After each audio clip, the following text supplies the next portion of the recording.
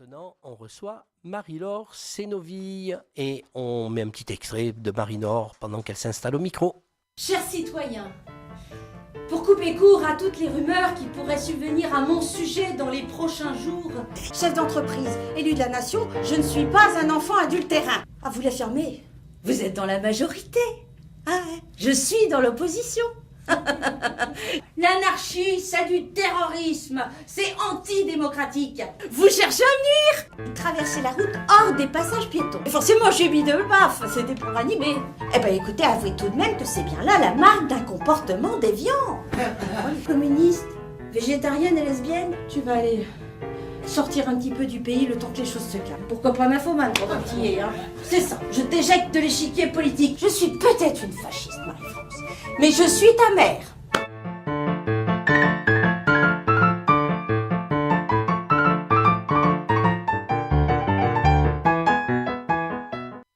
Alors, Marie-Laure Sénoville, bonjour. Bonjour. Je suis heureux de vous accueillir. Vous avez déjà pris un peu la température du Sud? Oui, ça y est. C'est sympa. Ah, c'est excellent. La Depuis lumière. quand vous êtes là? Depuis vendredi soir. Ah oui.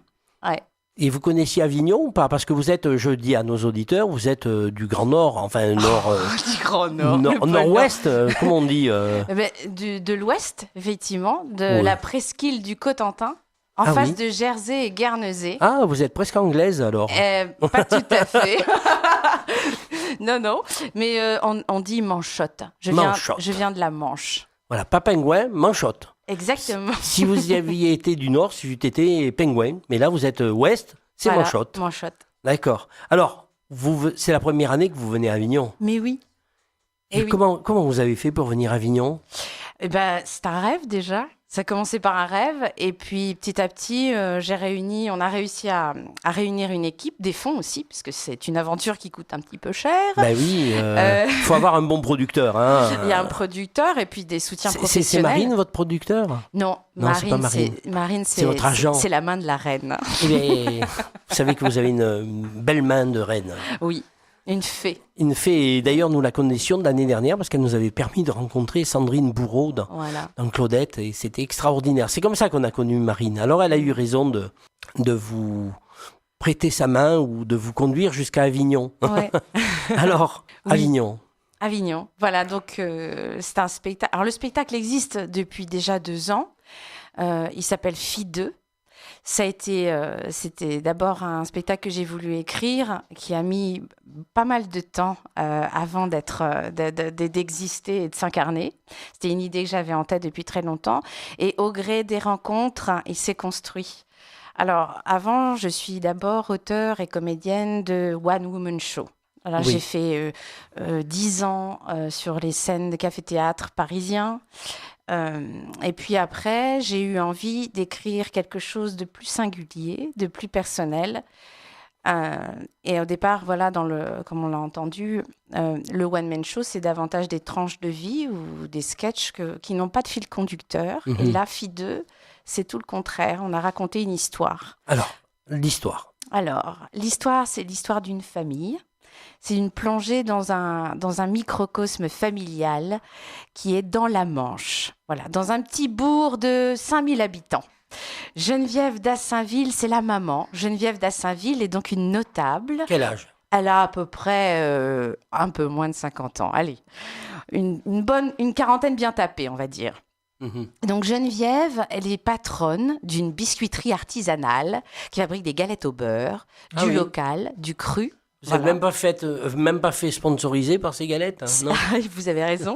On est sponsorisé par une autre biscuiterie artisanale qui existe vraiment, celle-là, et qui s'appelle la Maison du Biscuit. D'accord. Voilà. Ouais. Mais c'est sympa. Comment? C'est sympa de le dire. Voilà. Ouais. Donc, Geneviève, cette brave dame, cette chère Geneviève d'Assainville est donc patronne d'une biscuiterie depuis 3 générations. Donc, elle tient à ce qu'on le sache. Donc, elle est du cru, c'est local, c'est un petit peu la Bernard Arnault de la Manche. Voilà. Oui. Donc, elle est très investie politiquement, c'est-à-dire qu'elle s'investit pour sa commune et elle se présente aux élections municipales. Exactement. Donc, on est en fait plongé dans le cœur d'une campagne. Quand ça commence, le spectacle commence, on est dans la campagne électorale de Geneviève d'Assainville. Et il se trouve que exactement au moment où commence l'histoire, Geneviève reçoit un coup de fil du notaire, maître Galisson, qui qui l'invite plutôt, avec sa fille et son mari, pour entendre un testament. Ouais. Et un secret de famille éclate au moment de cette campagne électorale. Et donc, nous allons avoir un déroulé de sketch qui va retranscrire un peu toutes les mésaventures de Geneviève dans sa campagne. Mais il n'y a que Geneviève qui parle ou vous allez faire d'autres voix et d'autres personnages? Oui, en fait, Geneviève, c'est le personnage central. Central, bien sûr. Mais les personnages qui sont là, toujours présents, surtout la première, c'est sa fille, Marie-France. Marie-France. Voilà, qui est adolescente, 14-15 ans. Qu'est-ce qu'elle dit, par exemple? Fais-nous la voix de... Alors, Marie-France, on l'entend jamais. Ah bah Parce alors, que le parti c'est facile à faire, ça. Mais par contre, on l'entend jamais, c'est-à-dire qu'en fait, le personnage de Geneviève répond à Marie-France. D'accord. Alors, donc on est vraiment comme dans un dialogue imaginaire. Et donc, Marie-France est toujours comme ça en négatif sur une photo. Mais elle répond, Geneviève répond à sa fille très largement.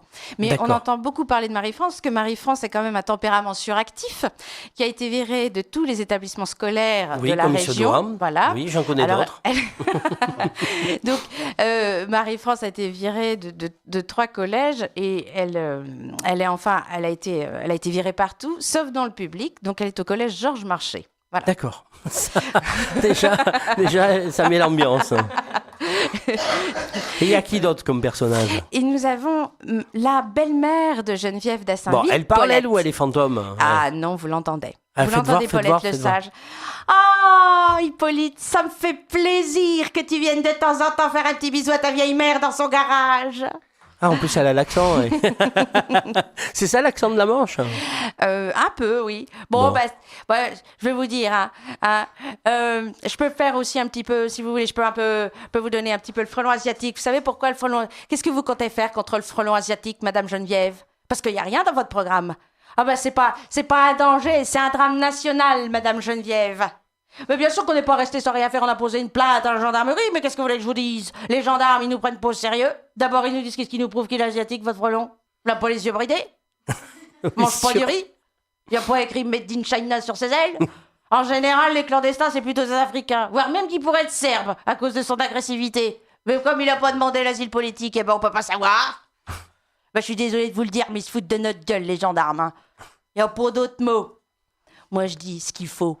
Le frelon asiatique, c'est le mettre dans un charter et puis retour à la case départ.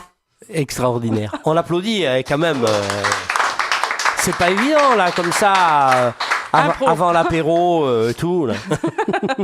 Bon, attention à l'accent, on comprend pas tout, là. Faut aller moins vite. Faut aller moins vite par moment, parce que vous savez, nous, on comprend tout si ça va lentement. Oui, vous avez raison. Et encore, vous jouez pas en Corse. Je vais avoir des ennuis. Il n'y a pas de Corse chez nous. Non, il n'y en a pas là dans le studio. Tout va bien alors. Voilà, non, ralentir un peu le débit là. Oui, il y a Olivier qui est un peu corse. Mais lui, le temps qu'il réagisse, tout va bien. Alors, donc Marie-Laure, vous jouez où et quand? Alors, le spectacle se joue à la maison 4 de Chiffres, 26 rue des Teinturiers, dans cette magnifique maison. C'est un monument quand même classé historique. Bien sûr. Vous savez, on ne vous a pas offert n'importe quoi. Ah non, je suis très gâtée. 13h30 tous les jours, sauf les lundis. Mais qu'est-ce que vous avez tout à jouer pendant la sieste, là? Mais c'est pas la sieste encore, 13h30. Si, 13h30, c'est la sieste. 13h30, c'est l'heure du café gourmand. Il y a trop de sucre, là. Après, on dort. Après, oui, on mange le café gourmand et on va dormir chez vous après. Ouais, après, moi, je fais la sieste à 15h. Oui. Alors, tous les jours, 13h30? Oui, sauf les lundis. C'est jour de relâche. Ah, vous fermez le magasin? Oui, la boutique. D'accord. Et les prix des places et le tiercé est gagnant? Alors, pareil, il y a 2 prix en gros. On a 14 € le plein tarif et 10 €. Voilà.